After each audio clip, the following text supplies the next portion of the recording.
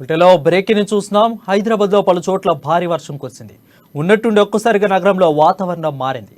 భారీ ఈదురుగాలులతో మాదాపూర్, గచ్చిబౌలి, బంజారాహిల్స్, రాజేంద్ర నగర్, రాయదుర్గంలో వర్షం కురిసింది. దీంతో ఈదురుగాలులకు పలు ప్రాంతాల్లో విద్యుత్ సరఫరా నిలిచిపోయింది. అటు నిజామాబాద్, సంగారెడ్డి, వికారాబాద్ జిల్లాలో కూడా వర్షం దంచుకొట్టింది. ద్రోణి ప్రభావంతో రాష్ట్రంలో 3 రోజుల పాటు వర్షాలు ఉంటాయని వాతావరణ శాఖ హెచ్చరించింది. ఉరుములు మెరుపులతో కూడిన వర్షం పడే అవకాశం ఉందని వాతావరణ శాఖ స్పష్టం చేసింది.